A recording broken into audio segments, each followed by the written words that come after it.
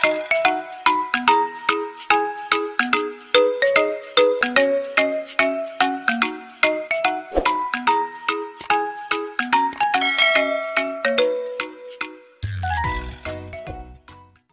assalamualaikum warahmatullahi wabarakatuh.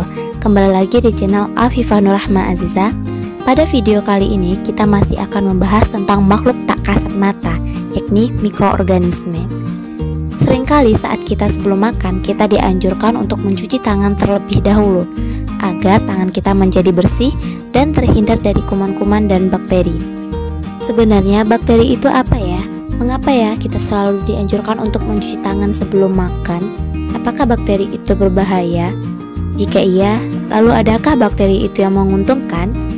Untuk menemukan jawabannya, jangan lupa simak video ini sampai habis ya teman-teman. Dalam klasifikasi terbaru, bakteri terbagi menjadi Archaebacteria dan Eubacteria yang mempunyai banyak persamaan ciri, tapi tetap keduanya juga mempunyai ciri khusus. Namun pada video ini kita hanya akan membahas tentang Eubacteria saja, atau bakteri sejati. Bakteri berasal dari bahasa Yunani, yaitu bakterion atau bakterium, yang berarti tongkat atau batang.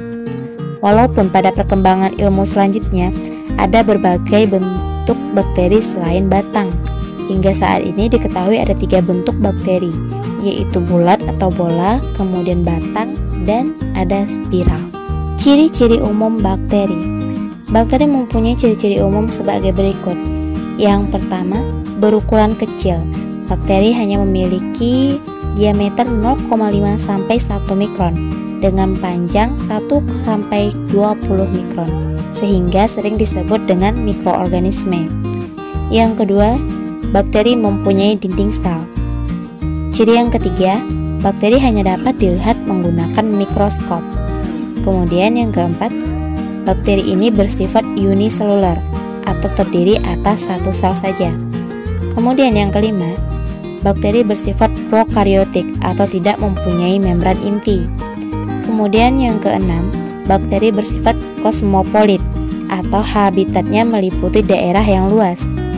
Kemudian yang ketujuh, bakteri hidup secara soliter atau berkoloni. Dan yang kedelapan, beberapa jenis bakteri mampu membentuk endospora saat kondisi lingkungan tidak menguntungkan. Itu ada contohnya seperti Clostridium botulinum, Clostridium tetani, dan Bacillus anthracis. Kemudian struktur bakteri. Untuk struktur bakteri dapat dibedakan menjadi struktur umum, yaitu struktur yang dimiliki oleh semua bakteri, dan struktur tambahan yang hanya dimiliki oleh bakteri tertentu saja. Untuk struktur umum bakteri meliputi dinding sel, membran plasma, sitoplasma, ribosom, dan bahan inti. Kemudian yang untuk struktur tambahan ada flagella, pili atau fimbri, ada kapsul, klorosom, mesosom, vakuolagas, dan endospora. Setiap bagian struktur sel bakteri memiliki fungsi atau peranan masing-masing. Di antaranya, yang pertama, dinding sel. Bakteri mempunyai dinding sel yang tersusun atas peptidoglikan, yaitu gabungan protein dan polisakarida. Dinding sel ini berfungsi sebagai pelindung dan pemberi bentuk sel bakteri. Berdasarkan perbedaan ketebalan lapisan peptidoglikannya, bakteri dibedakan menjadi 2 macam, yaitu bakteri gram positif dan bakteri gram negatif. Bakteri gram positif adalah bakteri yang mempunyai dinding sel dengan lapisan peptidoglikan yang tebal. Sedangkan bakteri gram negatif adalah bakteri yang mempunyai dinding sel dengan lapisan peptidoglikan tipis. Kemudian yang kedua yaitu membran plasma. Membran plasma atau selaput plasma bersifat selektif permeabel, yaitu hanya dapat dilalui oleh molekul atau zat tertentu saja. Membran plasma ini tersusun dari fosfolipid dan protein. Adapun fungsinya yaitu yang pertama sebagai tempat pembentukan mesosom, yang kedua sebagai alat transport elektron dan proton yang dibebaskan saat oksidasi makanan. Yang ketiga, alat pengatur keluar masuknya senyawa melalui membran sel. Kemudian yang ketiga ada sitoplasma. Sitoplasma ini terletak di sebelah dalam membran plasma. Sitoplasma mengandung asam nukleat, protein, karbohidrat, lemak, ion organik, dan kromatofora. Sitoplasma ini berfungsi sebagai tempat terjadinya reaksi-reaksi kimia sel. Kemudian yang keempat ada ribosom. Ribosom merupakan butiran-butiran yang tersebar di sitoplasma dan mengandung RNA. Ribosom berfungsi sebagai tempat sintesis protein. Kemudian yang kelima ada bahan inti. Bahan inti merupakan pusat pengendalian aktivitas sel. Bahan inti ini mengandung DNA. DNA bakteri berupa rantai tunggal berbentuk lingkaran yang disebut nukleoid. Kemudian yang keenam ada flagela. Flagela merupakan alat gerak pada bakteri berbentuk batang atau spiral.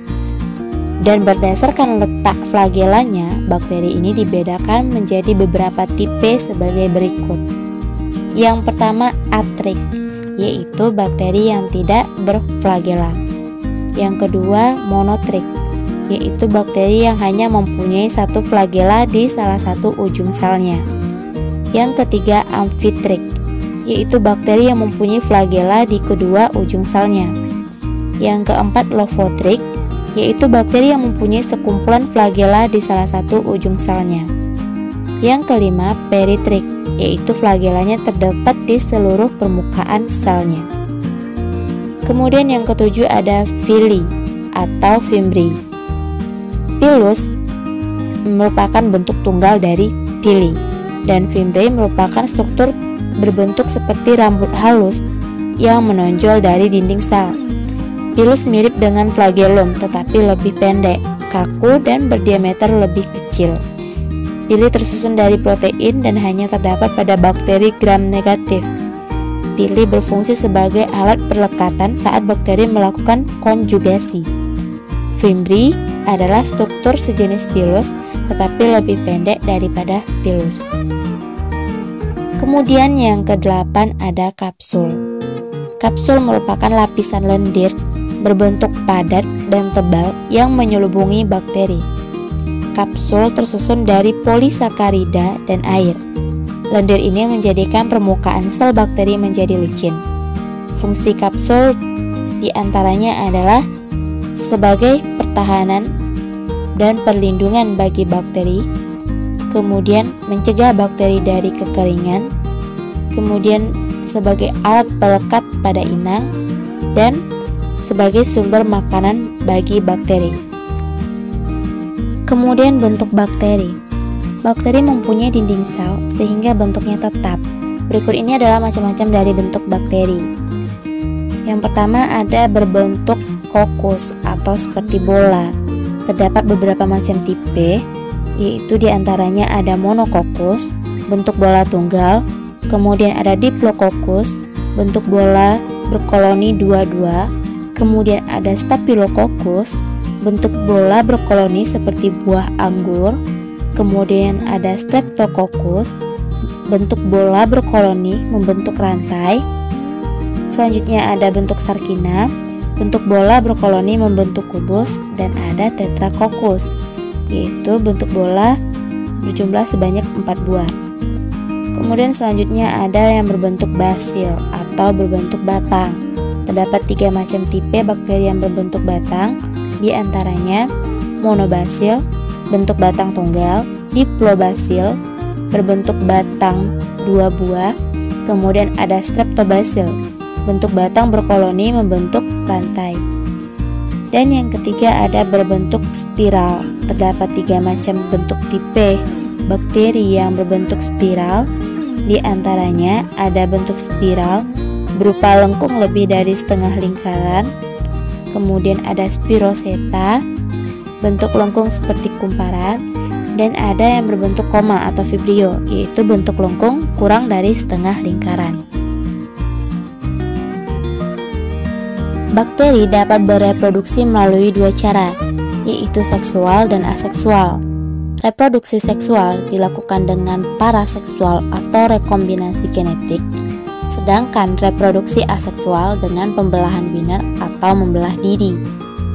Dan pada umumnya, sebagian besar bakteri melakukan reproduksi aseksual atau melalui proses pembelahan biner. Baik, yang pertama yang akan kita bahas adalah reproduksi aseksual. Bakteri melakukan reproduksi aseksual ini selama proses pembelahannya, nukleoidnya ini atau kromosom bakteri akan digandakan atau bereplikasi terlebih dahulu sehingga terbentuk dua nukleoid. Keduanya kemudian melekat pada membran sel. Seiring dengan bertambah banyaknya sitoplasma, membran sel akan membesar dan memisahkan dua nukleoid yang baru terbentuk. Membran sel selanjutnya akan melekuk dan membentuk sekat di antara dua nukleoid. Ketika sekat terbentuk sempurna menjadi dinding sel, maka akan terbentuk pula dua sel bakteri yang identik. Selanjutnya yaitu reproduksi seksual pada bakteri. Reproduksi seksual bakteri tidak melibatkan gamet dan peleburan sel, tetapi berupa pertukaran atau perpindahan materi genetik atau DNA. Reproduksi seksual ini disebut juga dengan rekombinasi genetik. Ada 3 macam proses rekombinasi genetik pada bakteri. Di antaranya ada konjugasi, ada transformasi, dan ada transduksi. Reproduksi seksual pertama yaitu dengan cara transformasi, yaitu perpindahan DNA bebas dari satu sel bakteri ke bakteri lain. Beberapa jenis bakteri memiliki kemampuan untuk memasukkan DNA asing ke dalam selnya.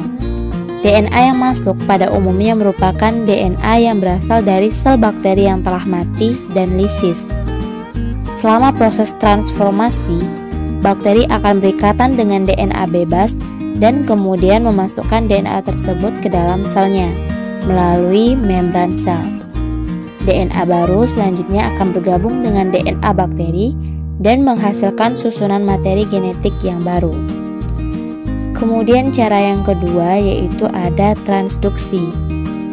Transduksi adalah perpindahan materi genetik dari satu bakteri ke bakteri yang lain dengan bantuan bakteriofag, yaitu virus yang menginfeksi bakteri.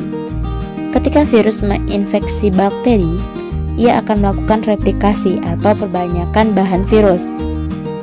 Dan pada saat fase perakitan atau penyusunan bahan virus menjadi partikel virus lengkap, sebagian DNA bakteri dapat terbawa dan menjadi bagian dari inti virus. Selanjutnya, ketika virus yang membawa DNA bakteri ini menginfeksi bakteri lain, maka akan terjadi penggabungan DNA kedua bakteri tersebut. Dan reproduksi seksual yang ketiga yaitu dengan cara konjugasi. Konjugasi merupakan perpindahan materi genetik dari satu bakteri ke bakteri yang lain melalui kontak langsung. Proses ini terjadi dengan bantuan suatu struktur yang disebut dengan pili seks. Pili ini dimiliki oleh bakteri donor atau bakteri pemberi DNA yang akan menempel pada dinding sel bakteri penerima atau yang disebut juga dengan resipien. Selanjutnya, pili bertindak sebagai tabung yang akan dilewati oleh materi genetik, sehingga materi genetik dapat berpindah dari bakteri donor ke bakteri resipien. Peranan bakteri dalam kehidupan. Bakteri ada yang menguntungkan dan ada yang merugikan. Berikut adalah contoh bakteri yang menguntungkan bagi kehidupan. Yang pertama ada Lactobacillus casei, berperan dalam pembuatan keju dan yogurt.